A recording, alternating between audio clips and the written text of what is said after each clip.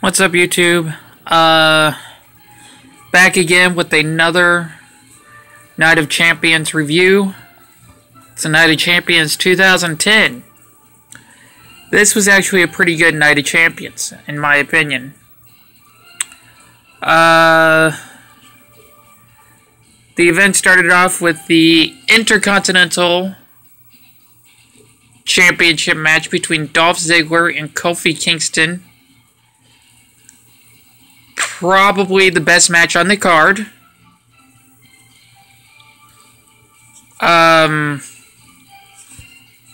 the stipulation for this match, that is if Dolph Ziggler got counted out or disqualified, he would lose the Intercontinental Championship.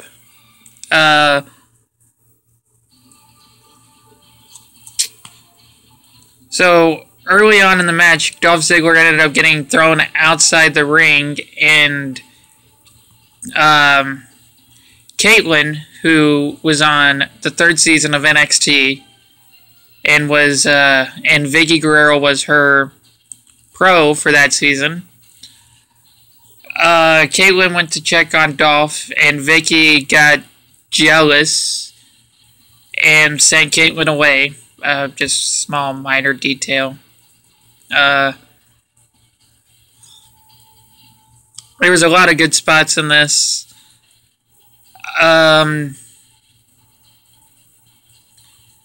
Kofi Kingston ended up laying out Dolph outside the ring again, and it was like up to a count of 7, and instead of Kofi Kingston just leaving Dolph out there, he decides to put him in the ring, and for some reason, I myself thought that was a dumb reason, because he would have won the title by countout.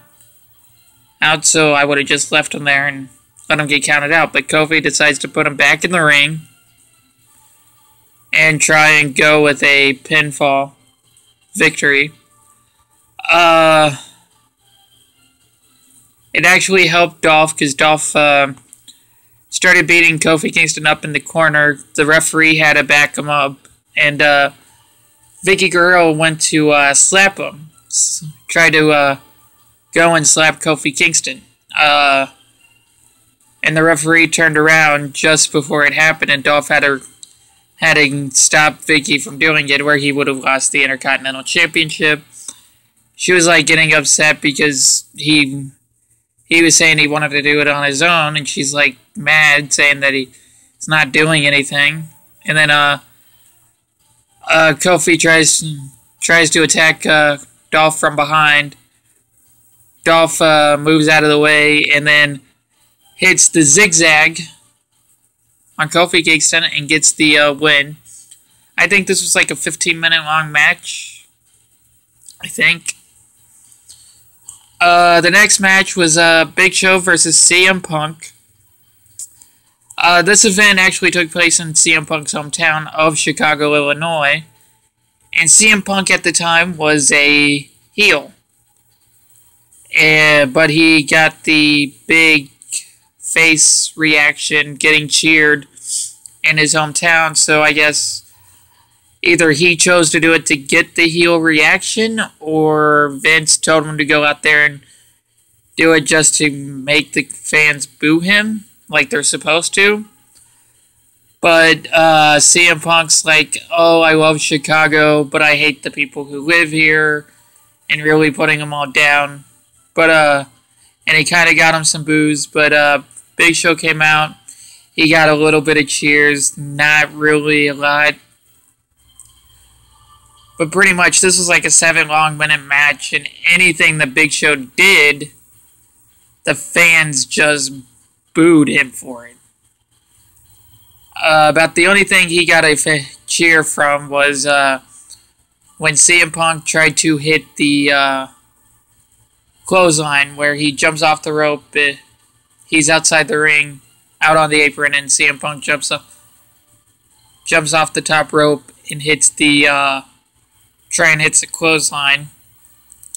Big Show speared him before in midair, and the fans actually cheered for that.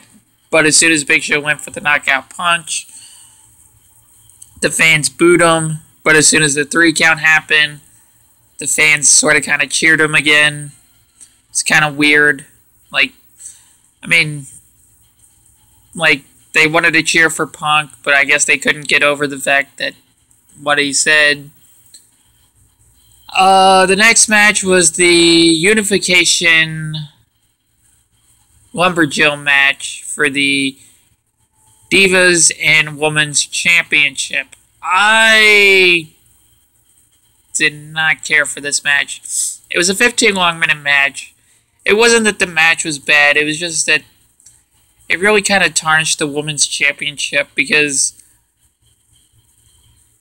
Lay Cool, which was the team of Michelle McCool and Layla, broke the Women's Championship in half so both of them could have the championship. And I felt that that was really disrespectful to, like, some of the other ladies who came before them. Trish Stratus, Lita,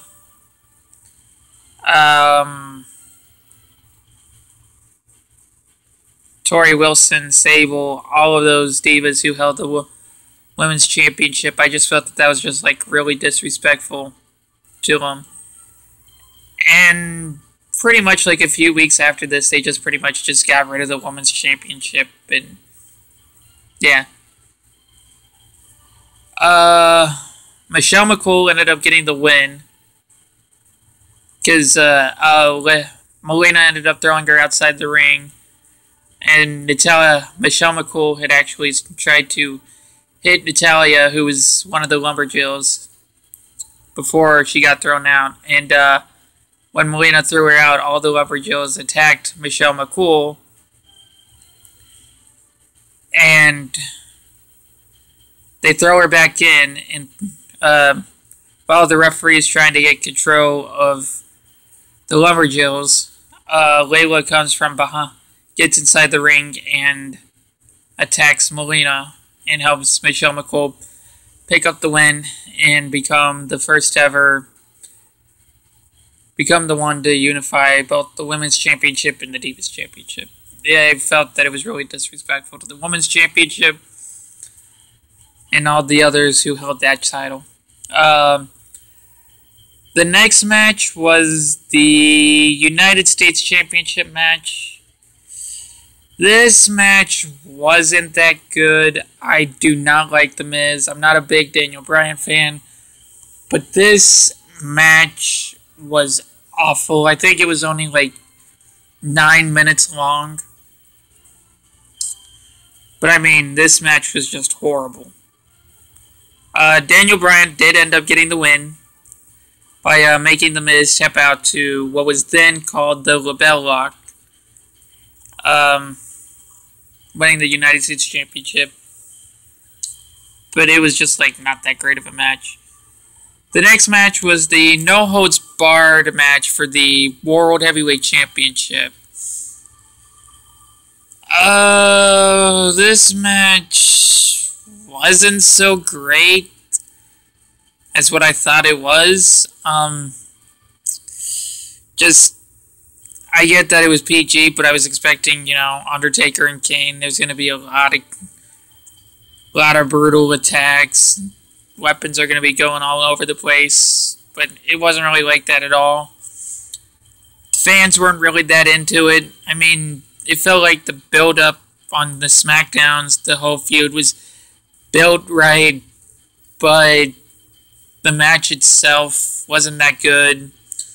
Fans weren't really behind it. I mean, this had the potential to be a great feud. It's just, we've seen it before. We've seen it back in the late 90s when it was really great. And I mean, I get the whole build-up for it. I get the whole idea of doing it like that. Doing what they did. But, I mean, it just wasn't that great of a match, in my opinion. Kane ended up getting the win with the Tombstone and retained the World Heavyweight Championship match. The next match was the Tag Team Turmoil match for the WWE Tag Team Championship. You had the Hart Dynasty versus Mark Henry and Evan Bourne versus Santino Marella and Vladimir Kozlov versus Drew McIntyre and Dashing Cody Rhodes. The Hart Dynasty was the tag team champions. They started off against who did they started off with? Oh, the Usos. It was really a quick elimination. I can't remember how they were eliminated. But the Usos eliminated the Hart Dynasty. Next came Santino Marella and Vladimir Kozlov. Really another quick elimination. The next team to enter was Mark Henry and Evan Bourne. Mark Henry ended up hitting the Usos ended up attacking Evan Bourne. They had him out for pretty much most of the match.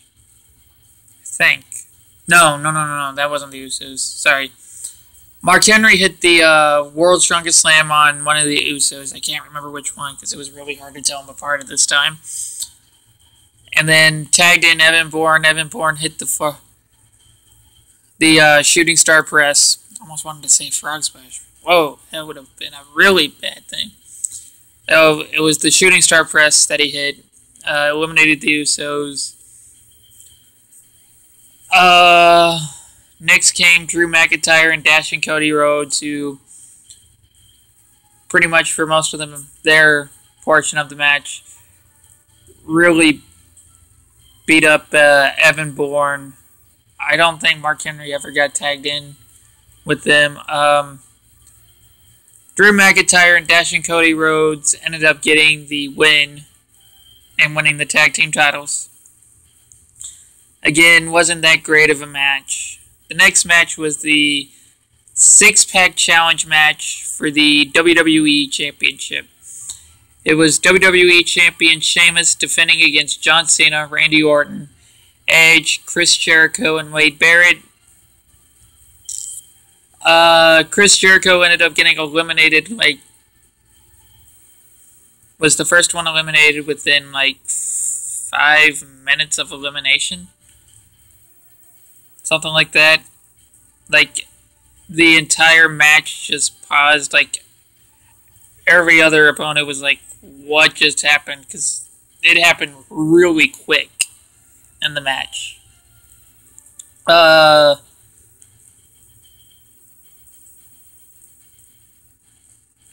From there's some okay spots. Not great. Wasn't that great of a match.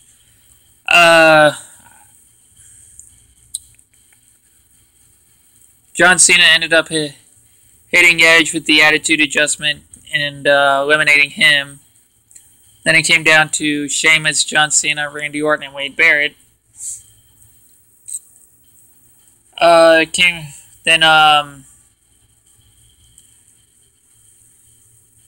John Cena was about to hit the AA on Wade Barrett, but the Nexus came in and attacked John Cena. The fans cheering that.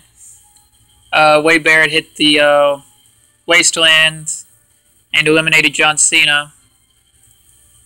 And then the rest of the Nexus members attacked Randy Orton, who was laying outside the ring. Threw him into Wade Barrett. It was a few minute, a staring contest with all the Nexus members surrounding the ring. And Wade Barrett and Randy Orton just standing there. John Cena ends up getting a steel chair and attacking the other Nexus members. Heath Slater. Was it? No, it wasn't Heath Slater. It was David Otunga and who was the other guy? Michael Tarver. And then Randy Orton RKO'd Justin Gabriel and Heath Slater. Then hit the RKO to Wade Barrett and eliminated Wade Barrett. A lot of people thought that Wade Barrett was going to win this one, and he really should have. I've been a John Cena fan, but I mean, I feel like John Cena was really trying to bury the hell out of the Nexus, and Wade Barrett. I mean, first he refused to lose to at SummerSlam the month before, and then this. Wade Barrett should have ended up winning this match and becoming WWE champion, but he didn't. Sheamus came in from behind after Randy Orton eliminated Wade Barrett, hit the Bro Kick to Randy Orton. Sheamus thought it was 3. Randy Orton kicked out, hit the RKO, and won the WWE Championship. And the DVD cover, it's actually a spoiler alert, so if you've never seen the pay-per-view and you just picked it up and wasn't watching back in 2010, you're going to be like, oh, hey, I'm assuming Randy Orton wins the WWE Championship. I